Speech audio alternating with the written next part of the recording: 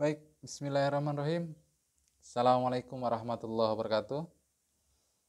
Salam konservasi, salam tangguh, salam lima jari. Kembali lagi dengan saya Agung Wahyudi, Sarjana Kehutanan.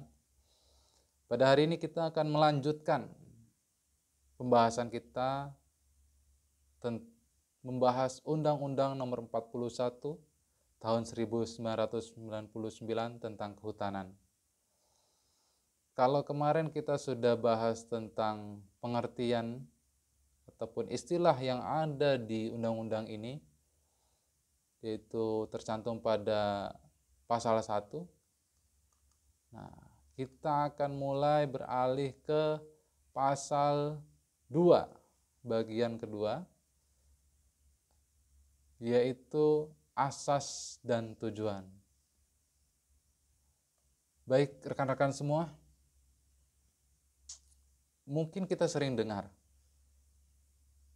di pembukaan Undang-Undang Dasar atau di Undang-Undang Dasar pasal 33 kalau tidak salah, bumi dan air, tanah dan seisinya diperuntukkan sebesar-besarnya untuk kemakmuran rakyat. Nah, kita akan bahas itu. Itu tercantum juga di undang-undang ini. Sebelumnya di pasal 2 dijelaskan bahwa penyelenggaraan kehutanan berdasarkan manfaat dan lestari, kerakyatan, keadilan, kebersamaan, keterbukaan, dan keterpaduan. Itu asasnya. Jadi asasnya berasaskan manfaat dan lestari. Yang utama, berasaskan manfaat dan lestari.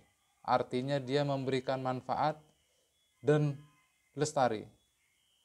Kerakyatan di sini melibatkan masyarakat, adil, memberikan keadilan untuk semuanya, kebersamaan dilakukan secara bersama-sama, dan keterbukaan, jadi terbuka, tidak ada yang ditutupi, dan keterpaduan antara satu dan yang lainnya. Itu asasnya.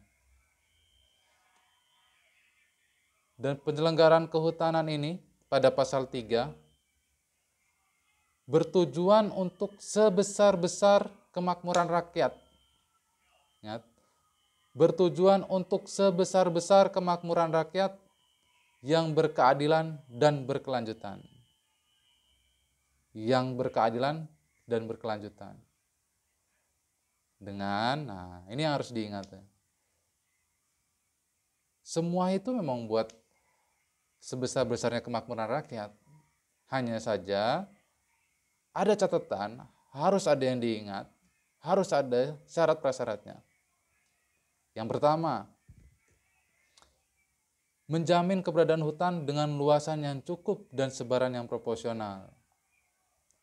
Ada undang-undang yang membahas tentang berapa besar luasan kawasan hutan yang harus ada di setiap provinsi.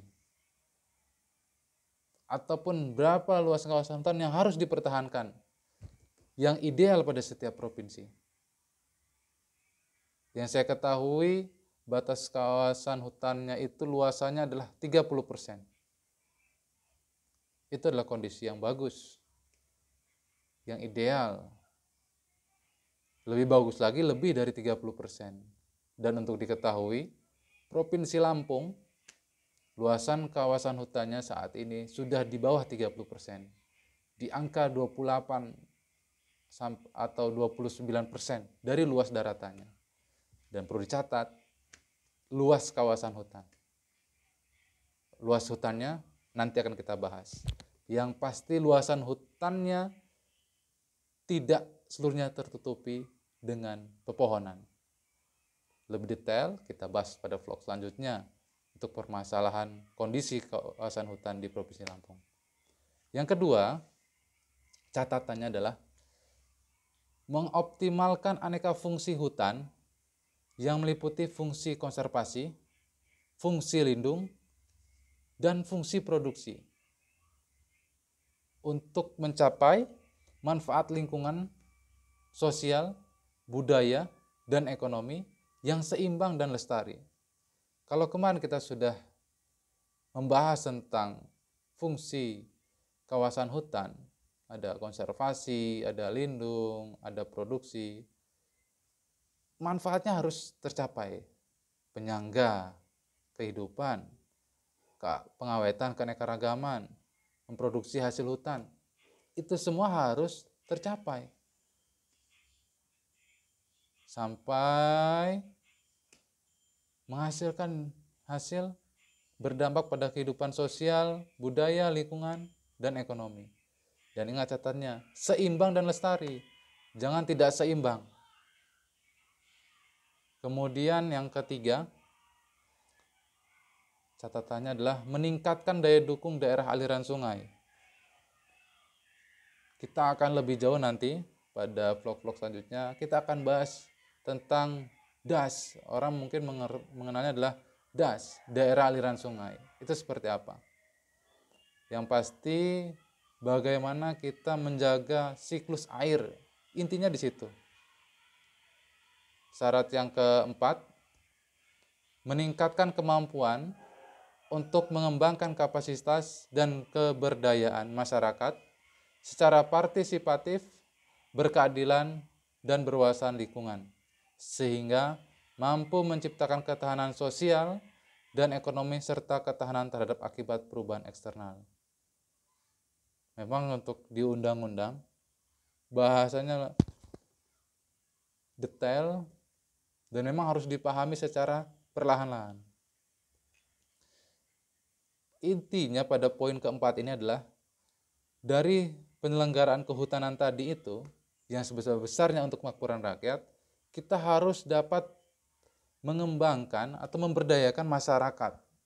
Jangan hanya dilakukan oleh pemerintah saja. Jadi ada pemberdayaan di sini.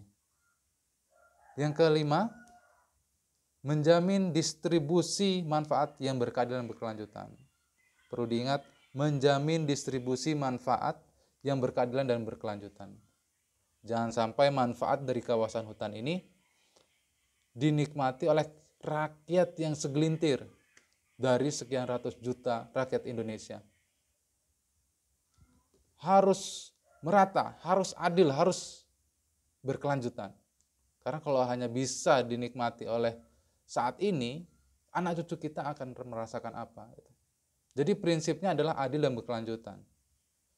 Jadi semua itu ada aturan mainnya, tidak serta-merta seluruhnya bisa dilakukan oleh rakyat beralasan merusak hutan adalah mengambil manfaat untuk kemakmuran rakyat, itu salah.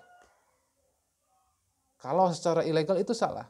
Semua ada aturannya, ada aturan mainnya. Jadi jangan sampai karena merasa rakyat Indonesia ada kawasan hutan, ditebang kawasan hutannya. Diambil kayunya dengan berasumsi itu punya rakyat juga. Tidak seperti itu, teman-teman semua. Ada aturan, kita bisa manfaatkan kawasan hutan. Dan ingat, yang perlu jadi catatan buat pengambil kebijakan, tidak boleh tumpang atau tidak boleh hanya sebagian orang yang menerima manfaat. Tapi sebagian besar masyarakat Indonesia harus menerima manfaat. Ingat, berkeadilan dan berkelanjutan. Baik, itulah pada pasal 3 dan 4, pasal 2 dan 3, Undang-Undang Nomor 41 tahun 1999 tentang kehutanan. Kita akan lebih luas lagi besok membahasnya, dan memang lebih ke teks kita karena saya harus menyesuaikan dengan undang-undang ini. Dan nanti ada vlog-vlog saja tentang aplikatifnya, saya akan membuat itu semua. Namun memang semua kita lakukan secara bertahap. Baik, silahkan bagi teman-teman semua ada kritikan, ada saran, ada diskusi, silahkan tambahkan di kolom komentar. Terima kasih dari saya. Sekali lagi saya mohon maaf. Assalamualaikum warahmatullahi wabarakatuh. Salam konservasi, salam tangguh, salam 5 jari.